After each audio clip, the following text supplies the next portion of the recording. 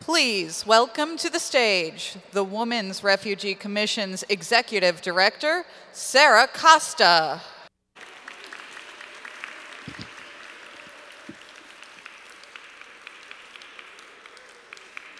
Good afternoon, everyone.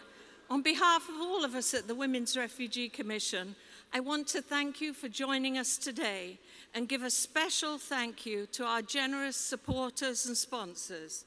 Your partnership is very critical at this time. You may have noticed video cameras here today. While we're excited to be able to be in person once again, we also know that we're not out of the COVID woods just yet. So if you want to use your masks, feel comfortable doing so. We are filming today's event so that we can share the excitement with those unable to join us in the room. Today is a big celebration for the WRC. Later you'll meet Pari Ibrahim, Gerlene Joseph, two amazing women who we honor for their resilience, their innovation, and their courage. You'll also hear from our corporate honoree, Baker Botts, an exemplary law firm that sets the gold standard for pro bono work on behalf of refugee women and youth. Congratulations to all of our Voices of Courage honorees. A huge thank you to WRC's co-chair, Alex Arriaga, who has stepped in at the last minute in place of Jessica Bruder, who sadly is unable to join us. Alex will guide a conversation with Pari and Gerlene, and I also want to give a special thank you to Gabby Moreno, who will perform some of her magical music. I'm also thrilled that we have with us today our co-founder, Liv Ullman, who will join us on stage later in the program. But first, we must acknowledge that this is an unprecedented time. Currently, over 90 million people are displaced by conflict and crisis around the world. That means more than 1% of humanity is now forcibly displaced. As we gather, Ukraine is being decimated. More than 5 million people have fled the country following Russia's full-scale attack and invasion. And more than 7 million people are displaced within the country. The vast majority of the refugees are women and children who are at particular risk of trafficking and sexual violence. Russia's targeting of civilians has reached terrifying proportions. The indiscriminate killings, the blatant evidence of torture and rape, and the destruction of basic services and the lack of safe humanitarian corridors are shocking war crimes. But we must not forget the other crises also happening right now, including egregious abuses of women and girls in Afghanistan, and the conflict and mass atrocities in Ethiopia, Myanmar, and elsewhere. Closer to home, there's continuing trauma caused by anti-asylum policies at the US-Mexico border. We live in a world where escalating violent conflict and human rights violations exacerbate human suffering and despair. The economic and geopolitical repercussions will leave deep and long-lasting scars, especially for the world's most vulnerable people. Solutions to these global problems seem elusive. That's why the work of the Women's Refugee Commission is more critical than ever. Women and girls all too often bear the brunt of war and instability. Their bodies are the battlefields. In a time of unparalleled humanitarian need, local organizations, especially women's rights organizations, must be recognized in their role as first responders and effective agents of change in their communities. As humanitarian organizations, we must do more. We need to be more vocal, bolder, and more persistent in our advocacy. We need to continue to amplify the voices of those who have been excluded for far too long. And we need to ensure that those impacted are part of the decision-making that affects their lives. But there is cause for hope. I'd like to take a moment to share with you some of the progress that we, along with our partners, have made on behalf of and with refugee women and youth. For the past 2 years, we've adapted our work practices to face the challenges presented by the COVID pandemic, including food insecurity, disruption of health services, and growing poverty. We've worked with our partners around the world to advance the economic empowerment of refugee women and to mitigate the risks and impact of gender-based violence. We've worked to promote the health and well-being of women and girls, including their sexual and reproductive health, and to maintain access to these life-saving services. We've undertaken global research on child marriage in conflict settings, working with international agencies, community-based organizations, and adolescent girls themselves on ways to prevent this harmful practice. We've taken a lead role in the Welcome with Dignity campaign, a coalition of more than 90 organizations defending the rights of people seeking asylum in the United States. And we've successfully advocated in Washington, New York, and Geneva to increase support and protection for women and girls in humanitarian settings.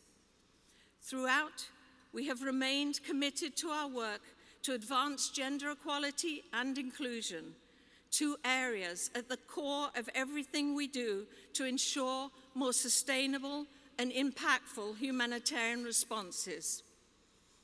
I am proud of what we, our partners, and displaced women and youth have achieved. From decades of fieldwork, we know that nothing is impossible when you embrace the strength of women and girls and other marginalized communities. That is why we are here today. Now we are thrilled to show our 2022 Voices of Courage film. Thank you.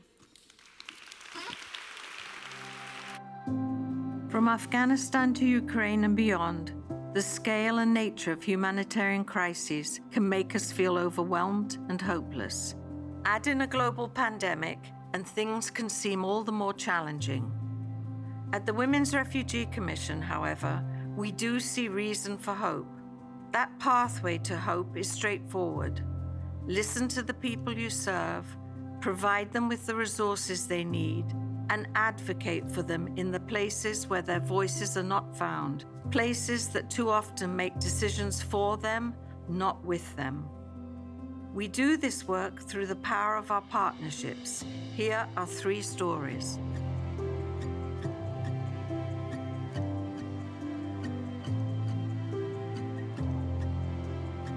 For too long, women and girls have been forced into marriages that put their well-being and often their very lives at risk.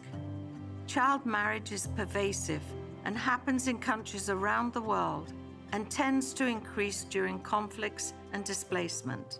In partnership with King's College London and the Rosaria Memorial Trust, WRC embarked on a joint program to look closely at the causes of child marriage and the solutions.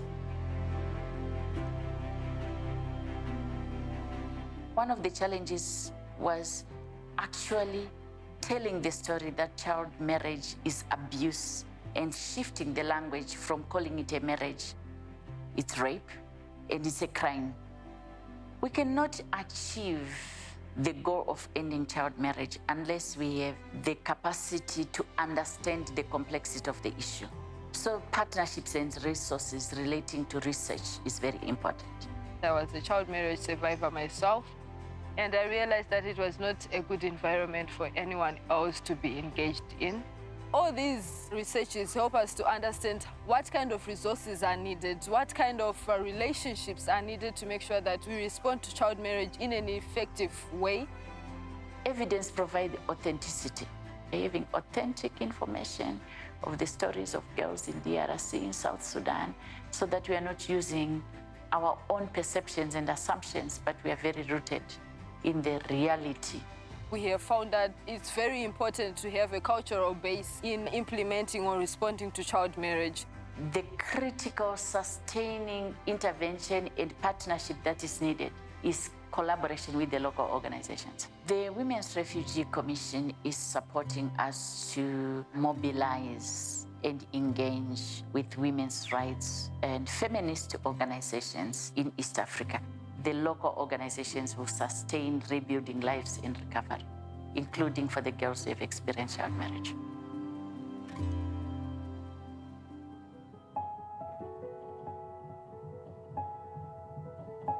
While humanitarian programs are created with the best intentions, too often these programs are not designed to be sustainable, nor to support the inherent self-reliance of refugees.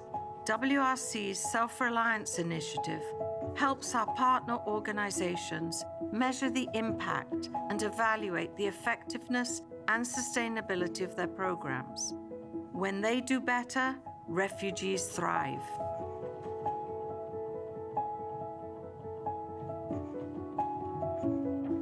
This particular refugee community that we work in with the Palestinian refugees in Jordan, they've been in this one camp for well over, since 1967. So you're talking about, generation after generation of refugees living in a community that is protracted, that is marginalized, that need to move away from the charity model of, the emergency charity of needing support. They need to find solutions. We realized that there was something more there than just women making soap, that this was an opportunity in a vulnerable community to create self-reliance and financial independence for these women. يعني الاعتماد على الذات إني أنا أكون قادرة على إني يعني أوفر أساسيات حياتي. فالحدا لما بيكون عنده القوة المالية هو بيكون كمان أقوى بكثير أمور في حياته، نفسياً بيكون أقوى، تمكينيا بكون أقوى، وحتى أثره بالمجتمع بكون أعلى. Nora and I had been having serious conversations around, well, if we're going to really be able to educate people about the impact they're making with their purchase, especially at such a sensitive time, then we need to be able to show them that impact in data. We published our first impact report after 2020. And that was a game changer for us because it was a transparent approach to our consumers, and it showed them that what we're doing is not just based on a good story. The Self-Reliance Index allows us to listen before we respond. It's really the tool that forces us to take a step back, to not impose what we think the community needs, and instead hear what they need. يعني أهم إشي فيه مؤشر الاعتماد على الذات إنه هو عم بيقيس لك قديش هدول الناس عندهم اعتماد على ذاتهم وعندهم اكتفاء مادي. هم بيقرروا، هم بناء على أجوبتهم بمؤشر الاعتماد بيقولوا لي وين أنا بقدر أساعدهم.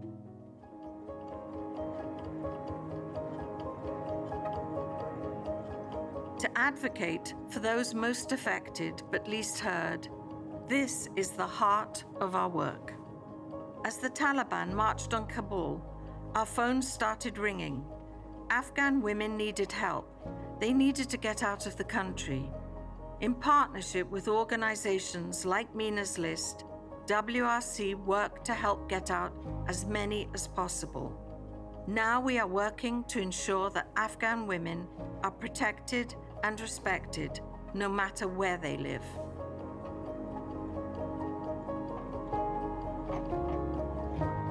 Mina's List was founded to really focus on the connection between women's political leadership and peace. The first programs that we ran were in Afghanistan, programs that were focused on helping women get elected to parliament, but specifically on a women's rights and peace platform. We hope people will really take to heart the importance of listening to women. And because we didn't listen to them, because their concerns weren't mainstreamed into policy. We have a situation now where they're bearing the brunt. If we're turning a blind eye to what's happening egregiously to Afghan women and girls, it sends a message to other oppressive regimes that they can get away with similar things. What was happening to women was not being centralized or prioritized. So one of the things that the coalition, as well as partners across the board, were calling for is someone in the US government to specifically shine a light on and work on these issues. This is something that Secretary Blinken committed to during a hearing. From it came the position of Special Envoy for Afghan women, girls, and human rights. Our coalition, like others, also really helped push for the creation of that position and made sure that it was going to be somebody who was really informed on what the Afghan women and girls need, which is fortunate because Special Envoy Amiri is Afghan herself and has been a refugee in the past and has continued to work in the international field on all of these issues. So because we're attempting to make policy that affects the lives of Afghan women and girls, they're the ones who know themselves better than anybody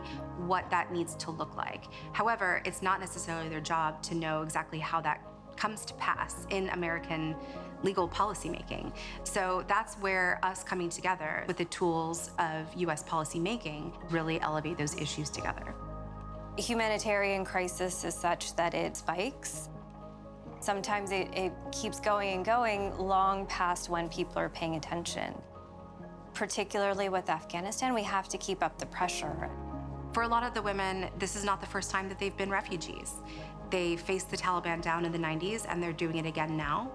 And if they haven't given up, then I'm not going to give up. Nobody at MENA's list is going to give up. Nobody of their international allies around the world is going to give up.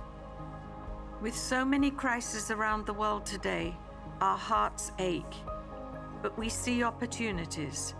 By approaching our work in partnership with the people and organizations most affected, we are making a difference, and we invite you to join us.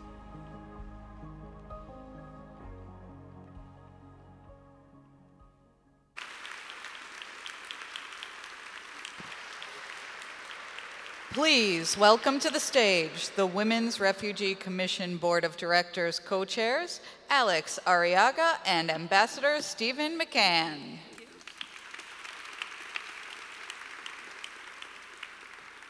Hello, and thank you so much for joining us here today. We are so pleased that you're here to learn about the recent work of the Women's Refugee Commission and to join us in celebrating some of the individuals that are leading this work all over the world. Watching that clip, I think you understand why both Steve and I are so grateful for the opportunity to associate with the Women's Refugee Commission and to serve as co-chairs. As we look at the work that's going on right now, the work of the Women's Refugee Commission is critically important as it partners with leaders all over the world to bring about lasting change and impact. At a time when we're seeing enormous backsliding, it's important for us to stand together and to move a positive agenda forward. And so my role as co-chair, one of my roles, is to ask you to join us in many ways, to ask you to join us in your voice, your advocacy, your thoughts, leadership, but also with your giving. And so I hope that you will take the time today during the luncheon to make an additional donation. We have on your tables these programs, and if you turn them around, you will find what many of us have come to know is a QR code. COVID taught us how to use these. And so if you take your smartphone, point it to that code, you will come up with a link that will give you an opportunity to submit some information, including a donation.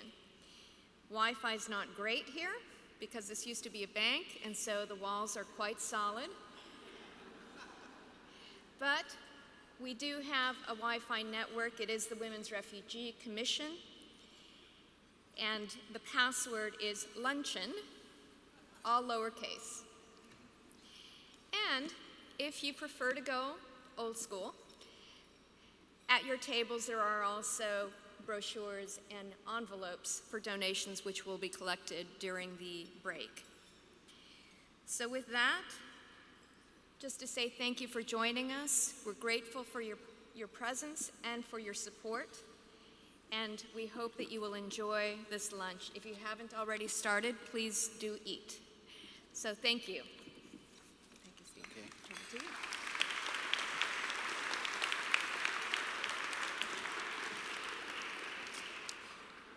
Thank you for that, Alex. You know, when I became a co-chairperson of the Women's Refugee Commission, I did so with the understanding that I was going to be Alex's wingman. And as you can see, she does all of the hard work, all right? But many times I'm often asked, how do I feel about being the only male currently on the board of the Women's Refugee Commission? And I always like to point out that Frederick Douglass was alone at Seneca Falls. And that, thank you.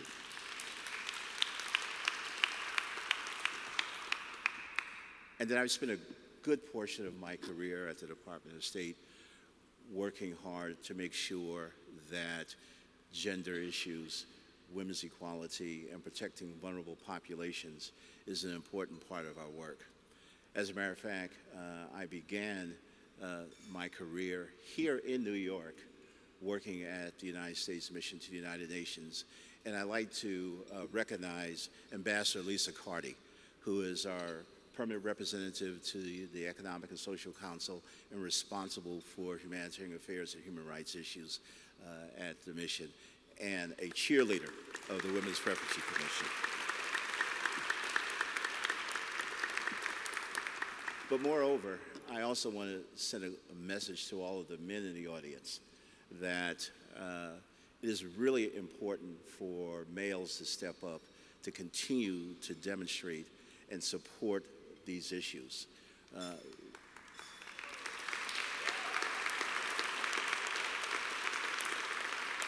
Just as I've joined Alex, we cannot leave it to women alone in the boardrooms and in the policy corridors to make sure that things are done correctly. And that's why this morning I am delighted now to present the first Voices of Courage Award of the day. The award is going to go to Baker Botts. Baker Botts is a leading international energy, technology, and life sciences law firm. But that's not why we're honoring them today. In addition to their global corporate portfolio, Baker Botts provides thousands of pro bono hours for refugees.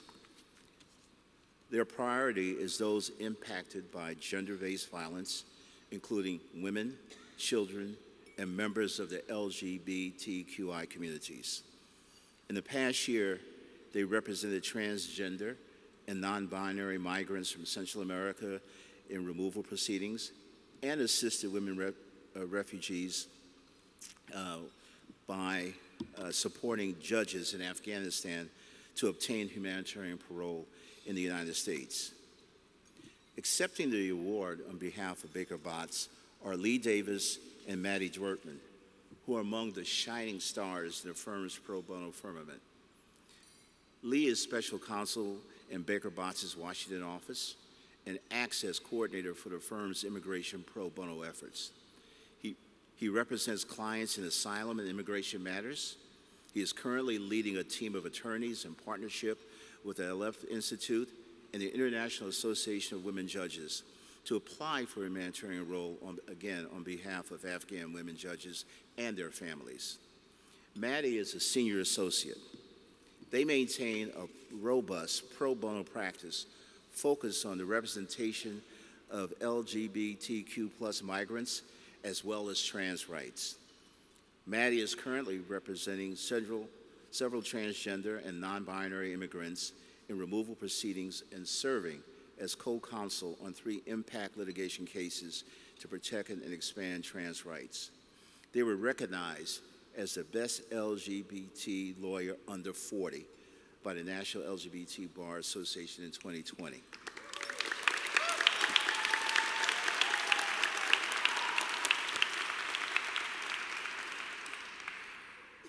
For its generous pro bono contribution to protecting the rights of refugee women and youth around the world, it is my great honor to present this 2022 Voices of Courage Corporate Award to Lee Davis and Maddie Dwertman on behalf of Baker Botts.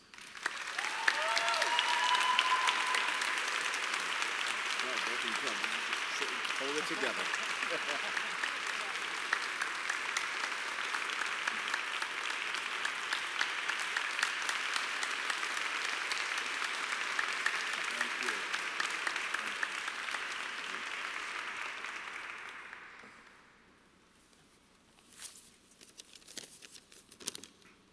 Thank you so much, Stephen. And many thanks to the Women's Refugee Commission and to everyone here. It's an incredible honor to accept this award on behalf of Baker Botts, our many diligent and gifted attorneys who participate in our work protecting immigrants, and our clients themselves. In particular, I'm so proud to also have several team members here who have been instrumental in helping us in our project to apply for parole on behalf of women judges in Afghanistan. Thank you so much, Allie Elizabeth. Great to have you here, and thank you for all your hard work. Forming relationships and friendships with our refugee and asylee clients is the reason we do this work. As I'm sure many of those attending do as well, I have a list of names in my head of people who I know I've helped. And on hard days at the office, I say them to myself to remind me why it's worth it. I'll highlight just one of these stories here today. It's the story of a woman who practiced shocking courage and honesty. She's a petroleum engineer who worked for the Venezuelan National Oil Company. Her company asked her to falsify oil reserve results and overbill a contract to funnel millions to the Maduro regime. When she refused, she was taken by secret police to the middle of the woods, beaten, and told that she and her family would be killed if she didn't give in. She didn't give in. She left everything, fled with her family to the United States, and is currently working for an oil company in Texas. We accept this award on behalf of her and the millions of other courageous people coming to our country for a better life. Maddie.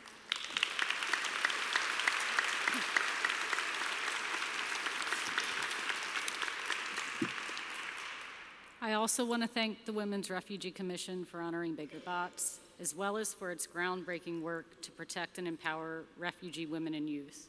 I'm also particularly encouraged by the inclusivity of WRC's work insofar as it concerns sexual orientation and gender identity.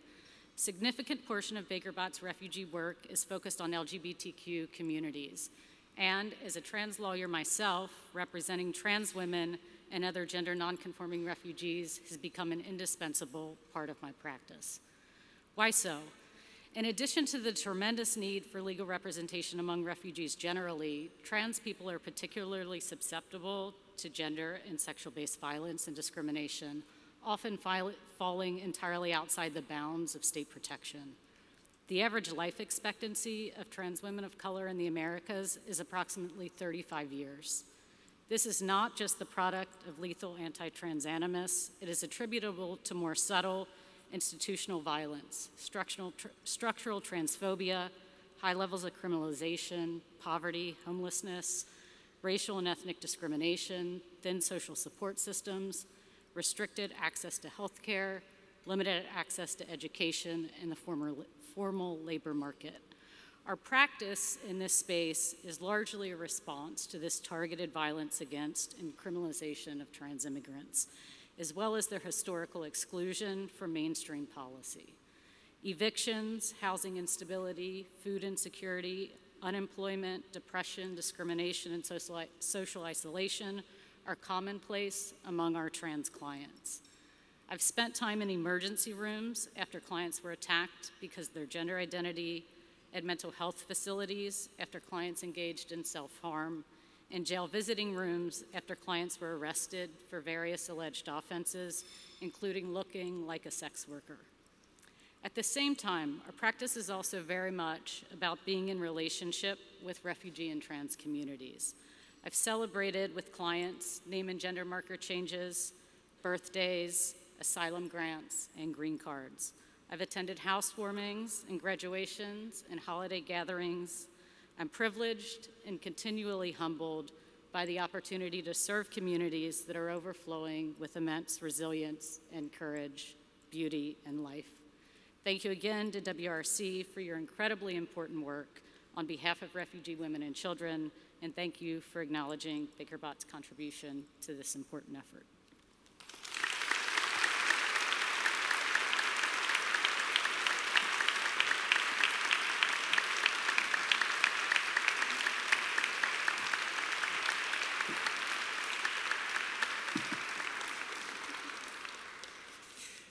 Thank you very much for those remarks. And as I mentioned in the beginning, it's such a pleasure to have the support and ongoing contributions of Baker Botts.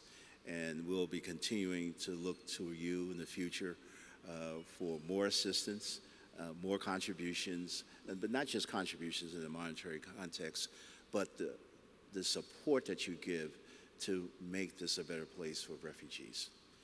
We're now going to take a 15-minute break. And this is the opportunity to leave your tables, to circulate to meet some of the other guests, and enjoy the rest of the program. Thank you very much. Please welcome back to the stage, Sarah Costa.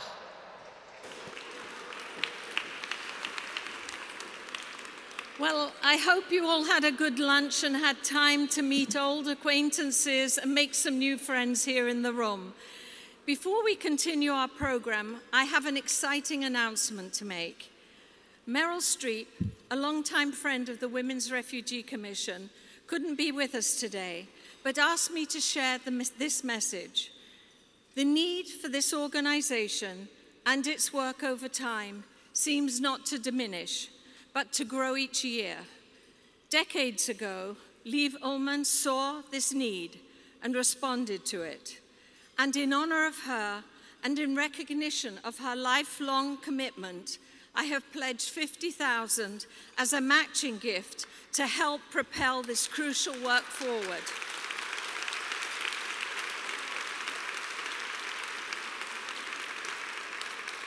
And Meryl Streep sends congratulations to Liv and the Women's Refugee Commission. So any donations that you make today will be matched by Meryl Streep in honor of our next guest, the incomparable Liv Ullmann. Liv Ullmann founded the Women's Refugee Commission more than 30 years ago when she, along with a group of visionary women, I call them gutsy women, very gutsy women, saw a huge gap in humanitarian assistance. They realized that although women and children were the majority of displaced people, nobody was taking into account their specific needs or rights. So they leapt into action and founded an organization that would not only identify these issues, but would also talk directly with refugee women to hear about the problems they faced and, importantly, the solutions they proposed. Today, Liv's passion for and commitment to refugee women and children has not abated, and we are eternally grateful for the heart she brings to this work. I would also like to take a moment to congratulate Liv on a very special and much-deserved accomplishment. In addition to being co-founder, Liv is also an award-winning actress who, just a few weeks ago, was awarded an Oscar for her Lifetime Achievement to Film.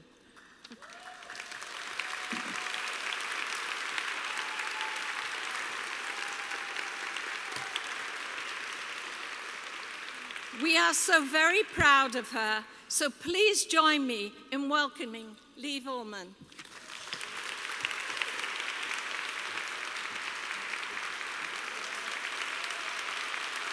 Thank you. Thank you. You know, it is so good to know that we can celebrate our organization for more than 30 years after it was created in 1989.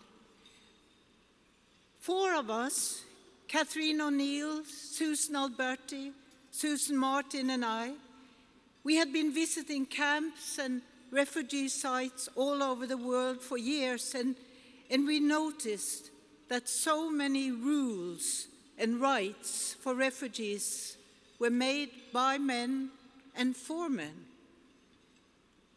I have one example. It was in Hong Kong, in a big refugee camp, and the women, when they were pregnant for more than 7 months, they had to say who they were, and they were sent for 2 hours to a prison, and they would stay there till they gave birth, and then they would be sent back to the camp, and their baby would have a number, and if she was lucky, the numbered baby would also come back to the camp. But it so happened that a woman started to give birth before 7 months. And what happened? They came rushing, and they put a tie around her thighs so the baby could not come out. And they sent her for 2 hours in a car to the prison. And this baby, of course, never made it. And the mother never became a mother. Yes, we needed a women's refugee commission. And it is with pleasure that so many years after I am here and I'm hearing all the wonderful things that is happening, that I can now also honor the 2022 Voices of Courage Awards to 2 remarkable women. Let me first welcome Alexandra Arriago, who will moderate this afternoon's conversation with our honorees. Alexandra is our co-chairperson, and she is founder and managing partner of Strategy for Humanity, which works with missions-driven organizations. Previously, she led government relations, policy, and advocacy at Amnesty International USA and served as special assistant to President Clinton. She has received many awards and served as leadership capacities focused on global human rights, education, and disability rights. And welcome then, Alexandra. There you are. Arriaga. That was incredible, what you stand for. It is now my great pleasure to introduce our first Voice of Courage honoree, Pari Ibrahim. Pari.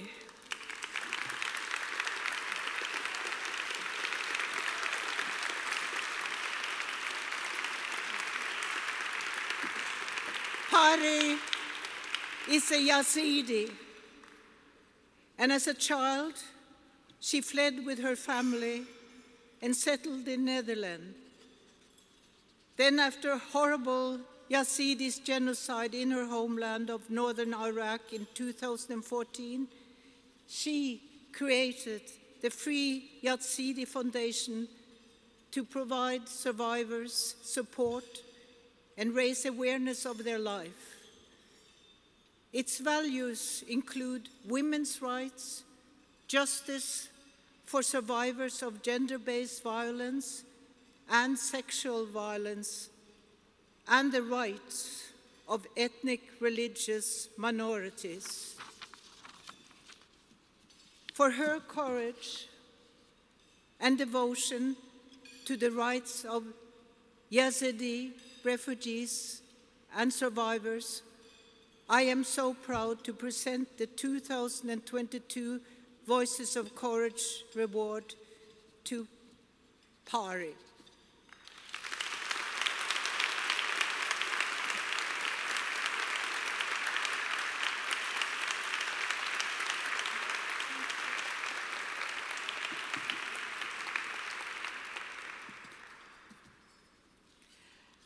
And now I'm delighted to introduce our second Voice of Courage honoree, Garlene Joseph.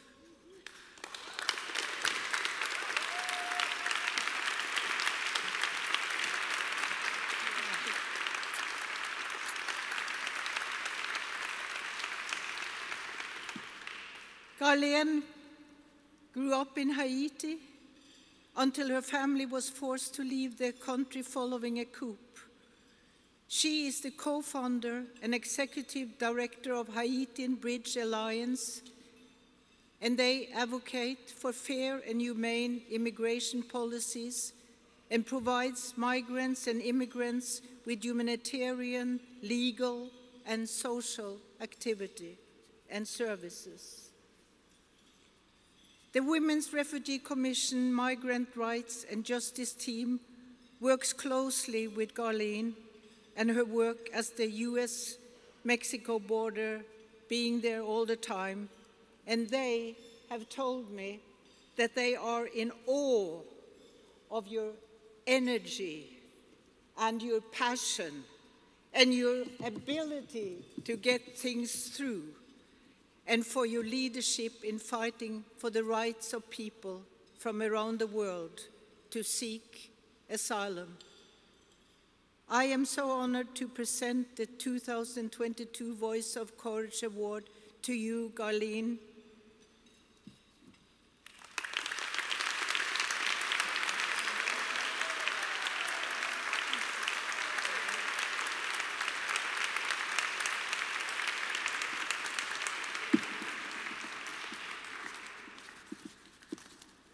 Happy talk.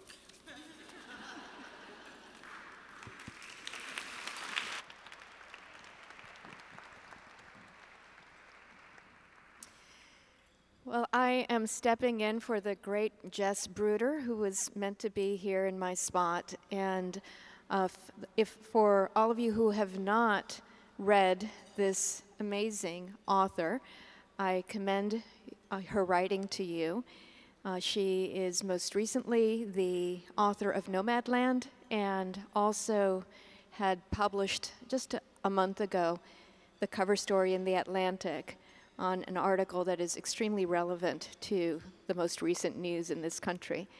So bear with me. It is my privilege to participate in this conversation. I have had the pleasure of getting to know both Garlene Joseph and Pari Ibrahim a bit, and am looking forward to having you get to know them better as well. Before we begin, we're going to show a very short clip that gives you an idea of the amazing power and work of these two women.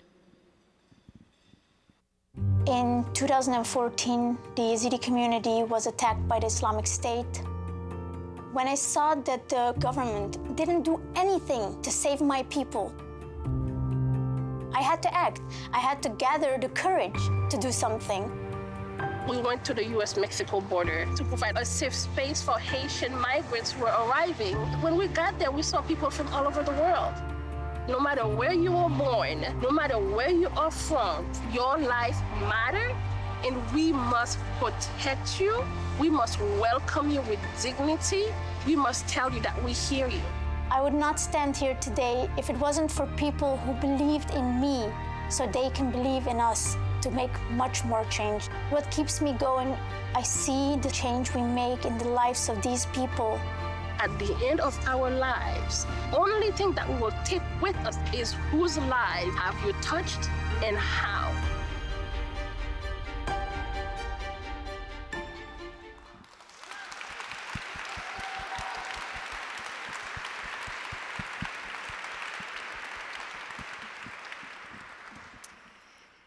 So as we begin, I will like to ask you, Pari, about 8 years ago, you started the Yazidi the Free Yazidi Foundation. And could you tell us a little bit about that work and what inspired you to create that organization? Thank you very much. I was in the Netherlands, a law student, and all of a sudden I hear family members call my parents that they were fleeing towards the mountain. And I couldn't believe it, like what was going on? We knew and heard about the Islamic State and what they were capable of, but we never thought that our people would be attacked. So immediately I started to look around. What's going on? Nobody's talking about this. This is a genocide, I'm sure. The Islamic State was coming to kill the Yazidi men, to kidnap the women and children. Women and girls were sold as sex slaves in the 21st century. Can you imagine girls as young as 8 years old being raped constantly, so many times per day? I couldn't believe it. And so I started the Free Yazidi Foundation. I was hoping that I had a voice for my people that were voiceless.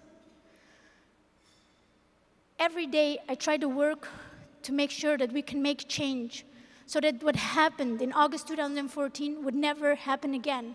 But unfortunately, almost 8 years later, over 200,000 Yazidis are internally displaced because they can't go back home. Over 2,719 women and children are still in captivity.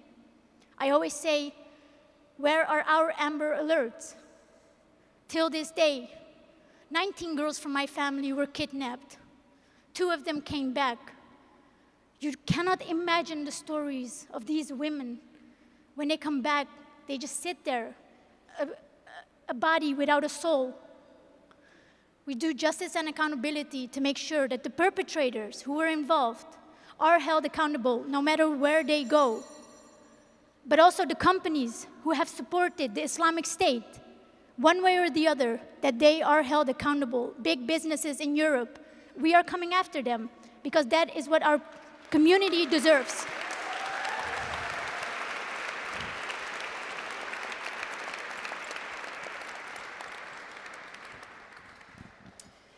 Thank you, and we will come back to discuss that further. But turning now to Gerline, can you tell us a little bit more about the Haitian Bridge Alliance and what inspired you, why you began that great organization? Thank you so much. Actually, in 2015, I was just returning from South Korea with my dad and received a call that said they had black migrants at the US-Mexico border. And then they said, from what I understand, some of them are from Haiti. You're the Haitian, you go take care of it. I live in Orange County, about an hour and a half from the border. And I said, are you sure? How is that even possible for somebody from Haiti to find themselves at the US-Mexico border? I simply went out of curiosity. When I arrived, I met with 12 young men and women, 10 men, 2 women. And I said, why only 2 women? And they looked at me and they said, Madame, women cannot make this journey. You have to understand. We were survivors of the earthquake that happened in Haiti in 2010. Over 250,000 people died that day, leaving close to 3 million people completely hopeless. And all of them had lost a mother, a father, a friend, their homes and everything. They then migrated to Brazil as part of a labor group that went to help build for the World Cup, the Olympics. Unfortunately, the economy of Brazil collapsed, the political turmoil started, and the first people to feel the weight of the system were the newly arrived migrants, mostly from Haiti and some from Africa. And when I said, as a woman, I'm trying to understand why we had 10 men and 2 women, and they said, in order for you to walk, and I will repeat, to walk from Brazil, crossing the entire South and Central America, most women cannot make it. Unfortunately, the women who attempted to make the journey, a lot of them lost their lives during the way either in the Darien Gap in Panama or the mountains in Colombia or throughout the journey. So that's how the whole saga began. But I tell everyone, if I had known, I would have told them, I'm not going. But here we are, we end up being the only Black-led, Haitian women-led organization that is focusing on all people of African descent making the journey from the Caribbean, Haiti, Jamaica, all over Africa. But what I said is, we were called to the border for the Haitians. But when we arrived, we saw people from all over the world, from Iran, from Afghanistan, from Ukraine, from Haiti. We went for the Haitians, but we stayed for everyone else.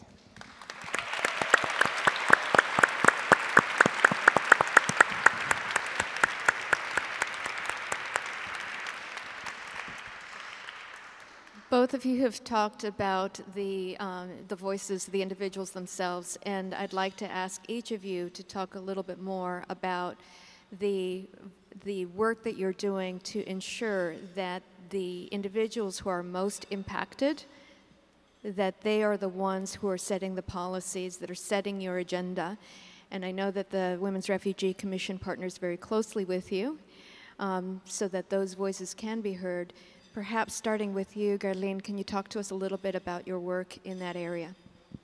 Yes, so as part, I think they mentioned before the Welcome with Dignity campaign. That is a coalition of many different organizations, and Haitian Bridge Alliance is one of the co-anchors of the Women with Dignity Welcome with Dignity campaign. And through that work, we are able to center the lives of migrants at the US-Mexico border, making sure that impacted people's voices are reflected in policies that are being created in Washington, D.C. Understanding if we are not part of the community, if I don't understand that the people don't have food, they don't have shelter, I cannot then work in order to make sure that they are okay.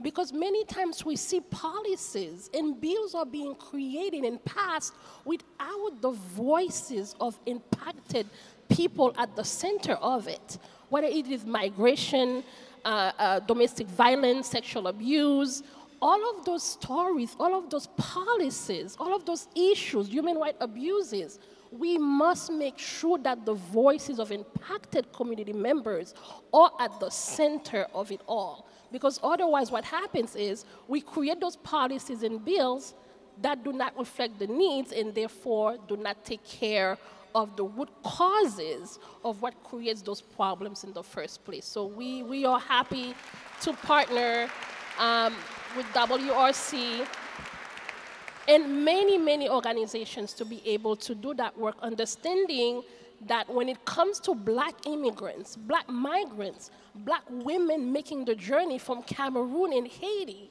LGBTQA+ members from Jamaica who do not have access to anything, their voices are being lost. So we push forward, we take space, and we make sure we center the voices.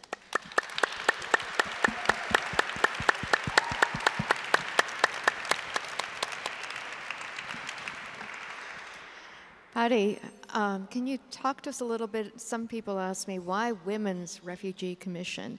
And talk a little bit about, in particular, the role of women refugees and why their voice is important. I think it is very important to understand that we should not feel pity with people. We should treat them equally as we would treat anybody we would see here on the streets in New York. And I think that is a big problem that we see in the humanitarian aid, that we feel pity for those that have less. But instead, we should turn that around and encourage people. What we do as a civil society organization led by women, 89% of us is women, and of course, the gentlemen that help us are always supportive as well. But it is important that we are led by the women that have suffered themselves. And instead of pitying them, creating something that's better, make them stronger so that they can be voices of courage themselves. So thank you. we're able to do that on the ground in Iraq. And as Gerline just now said, there are root causes that have created this. Hatred, discrimination, anger towards our community. But there's so much more. Let's look at the women's rights, the literacy among our community. A lot of the people are illiterate and majority is women. A lot of the women don't understand what their rights are. We need to change that. We get messages from women that have children born from rape. We need to welcome them back in the community and make a path towards recovery and trauma treatment. This is so necessary before we take any steps of rebuilding or anything towards justice or accountability. There's so many women that have nothing. And one thing you can do when they're displaced, you can empower them so that wherever they go, they will take that empowerment with them and make change wherever they go.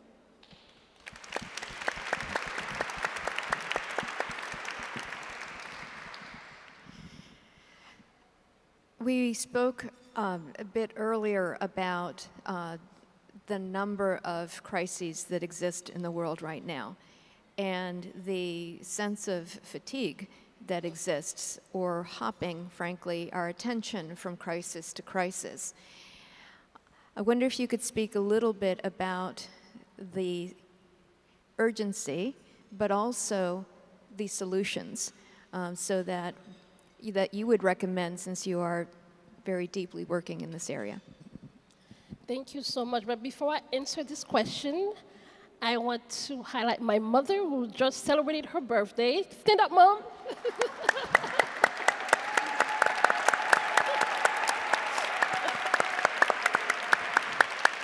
And my sister, stand up.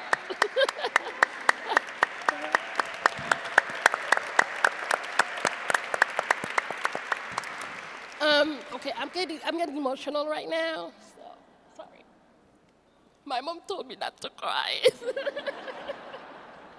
But these are the two women without whom I wouldn't be able to sit here today.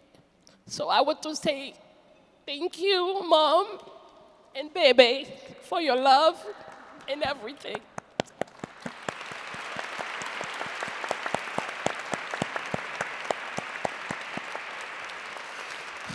Okay, so talking about all of those different issues and the strength of women, you know, in Haiti we say, femmes c'est potomita, which means women are the anchor of the building, right? So without whom we cannot move forward. As Perry mentioned, it is essential that we don't see people who are impacted as victims, as survivors, but as victors, people who are able to move past the horrible things they have endured, to be able to step forward and not only survive, but to thrive. I think that's very important. So thank you, brother. Can we get a picture? Oh, there we go. Thank you.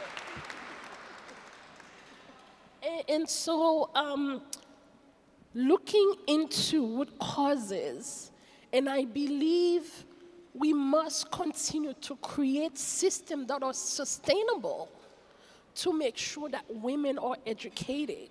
We have wards and hospitals, and women are able to flourish through businesses, so they don't have to flee home.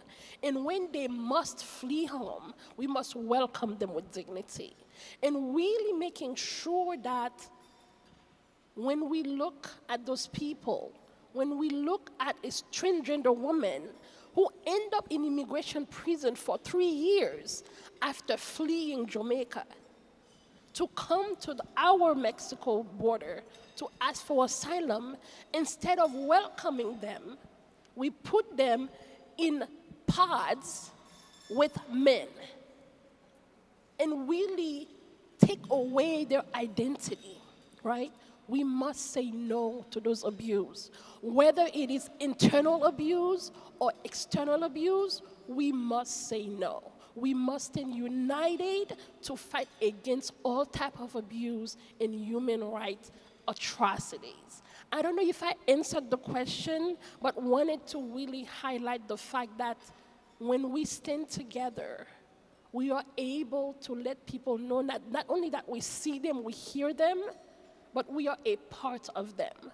When I was in Del Rio, it's September, and saw over 18,000 people under the bridge, and understanding 90% of them have been deported, including pregnant women and children. We cannot sit back and allow those type of cruel system to continue.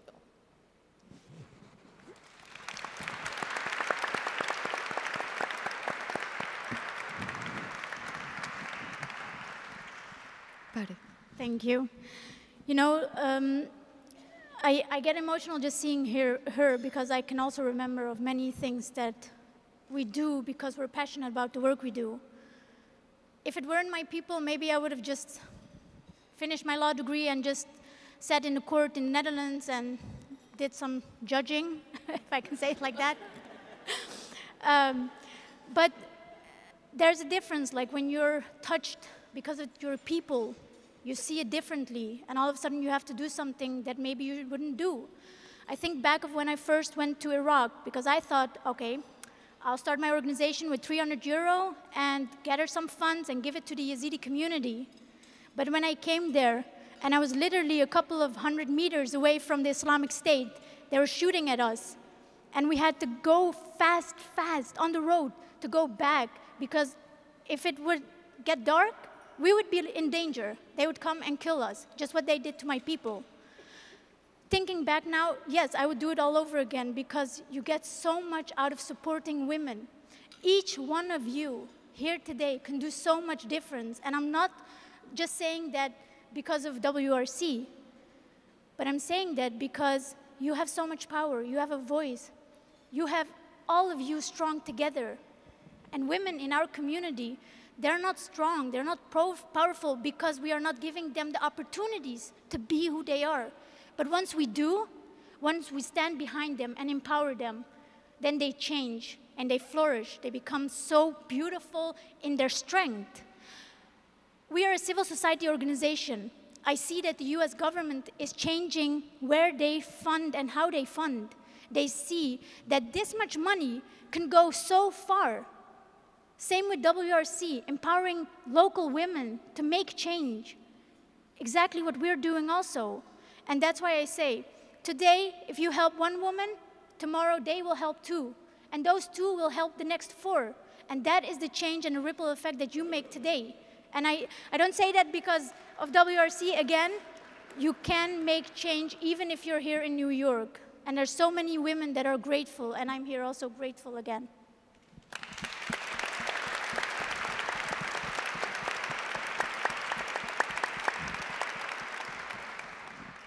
Before we close, I'd like to give you each an opportunity to make any statement that you'd like, anything else that you would like to say to those who are assembled here today.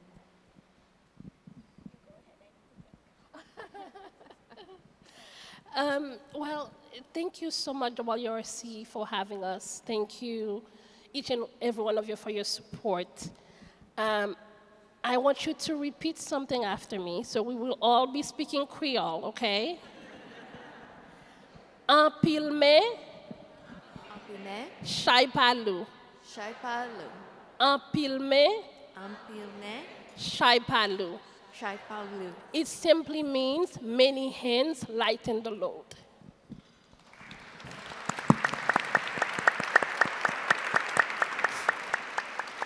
So as we continue this work, we need each and every one of you to join your hands together with ours to make sure we continue to uplift the voices that are normally unheard, to make sure we center the impacted communities, to make sure we use our pocketbooks to support people on the ground, because right now, if not us, then who? If not me, if not Perry, if not Alex, if not you, then who? So we invite you to join our WRC, to join Perry, to join the Haitian Wood Alliance on the ground, as we are having people dying every day. I cannot do it by myself, but with your hands, with mine, we can make it happen. Thank you.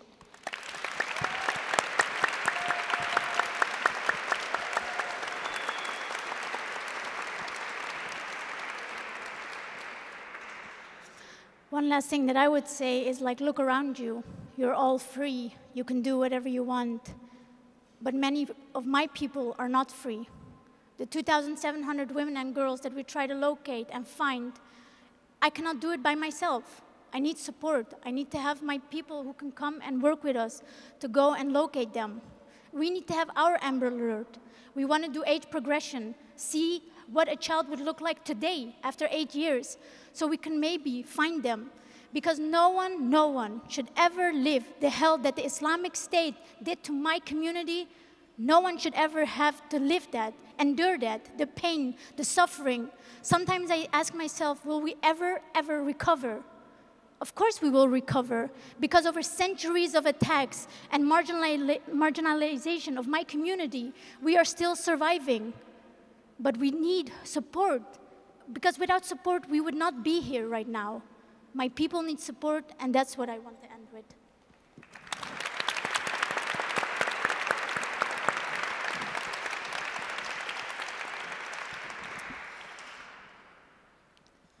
These two leaders are among the many that I have the privilege of meeting because of the work of the Women's Refugee Commission and the sense of responsibility that I think we all share to take action. So I encourage you, if you haven't already, to please join us, to be generous, and to lift your voices and to hear what we need to do. So with that, we have one more spectacular part of the program, but I'd like to ask you to please join me in giving thanks and appreciation to these two extraordinary leaders.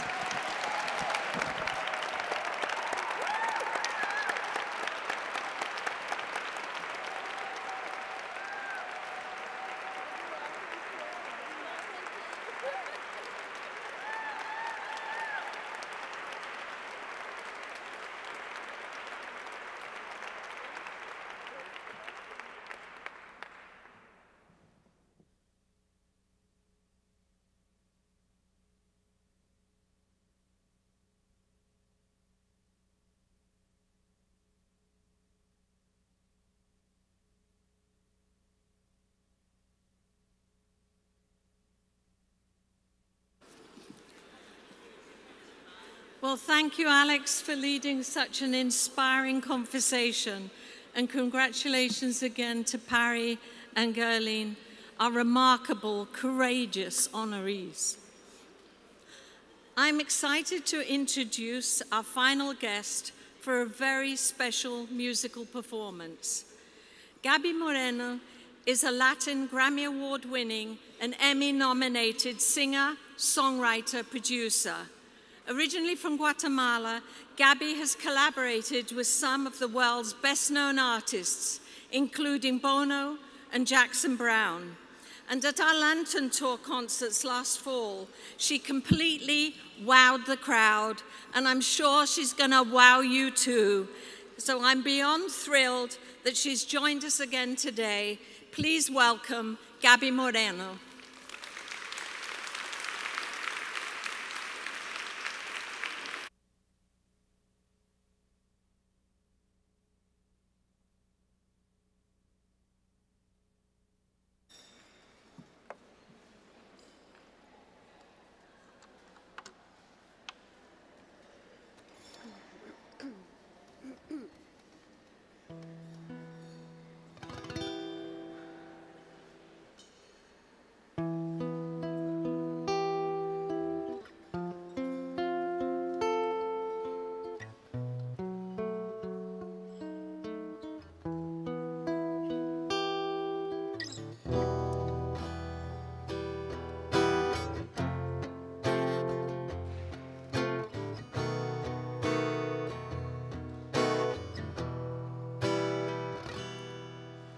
Sad oscuridad, que nada puede lastimarte. Ven, a salvo estás aquí. Toma mi mano, no estás sola.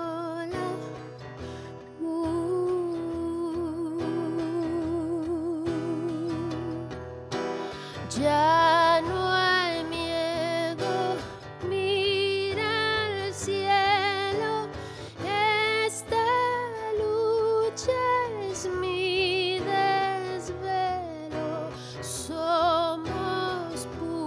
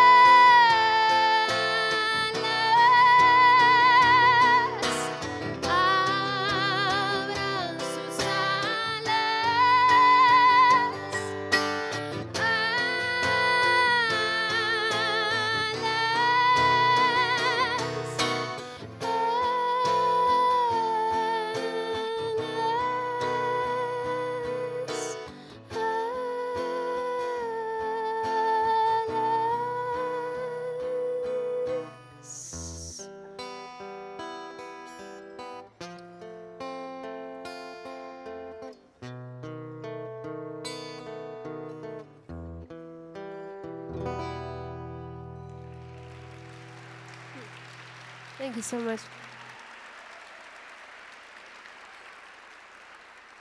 Thank you. It is an honor to be here with everybody. I'm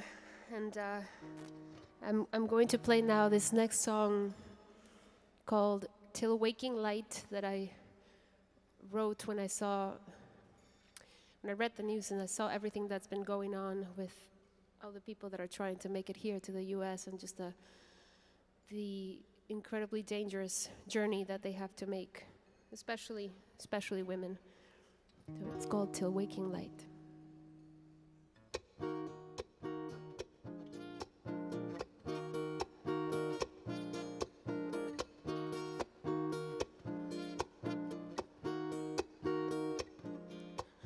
Wandering in the darkness, neath the moonlight, still in harvest, shining down.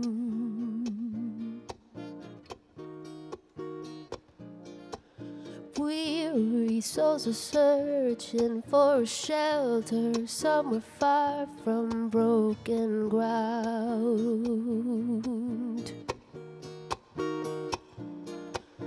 We don't know what's coming or what lies beyond the bend, holding to each other while we can, till waking light.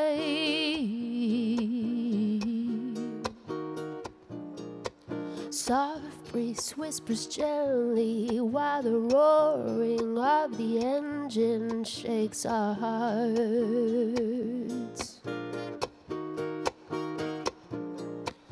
Deep despair and silence, praying fate won't ever find us apart.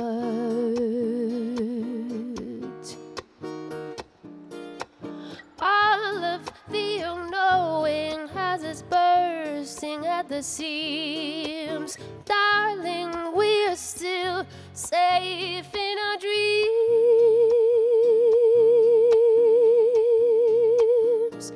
till waking light.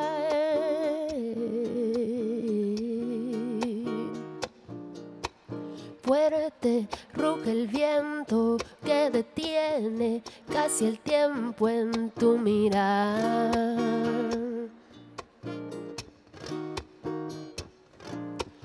Ay, pobre de mi alma, que no encuentra la calma solo en tu mirar.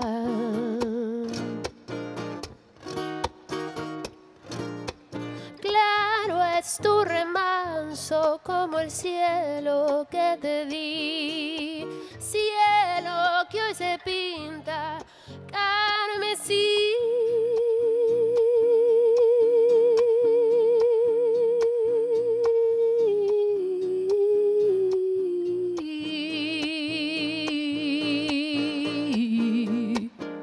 Que hacia el alba quebrar. Oh, oh.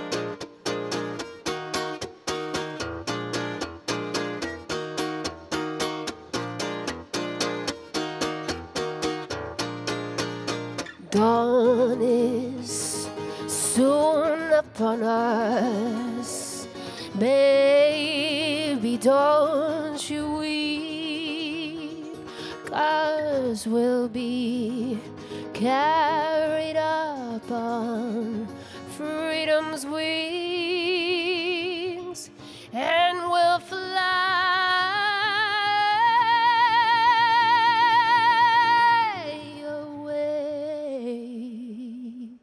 till waking light, till waking light.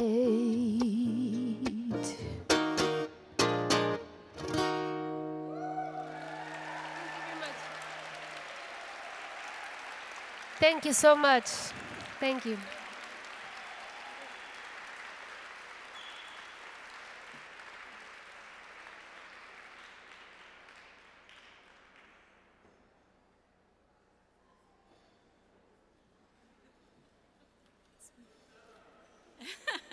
It's me again.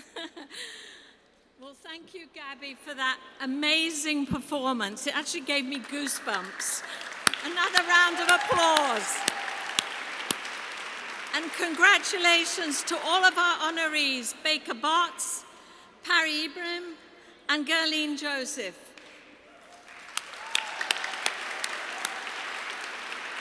And thank you, Lee, Alex, and Gabby, just for enriching this event. Many thanks to all of you for coming, for spending time with us to celebrate the courage of refugee women and youth. We hope that you leave with a better understanding of their incredible strength and resilience and a commitment to support their rights, their safety, and a journey to a better life. Remember, if you didn't get a chance to make a donation, it's not too late. There are QR codes on your tables and a card that you can fill out at any time. So a heartfelt thank you for your friendship and support. We look forward to seeing you all again soon. Stay safe. Thank you.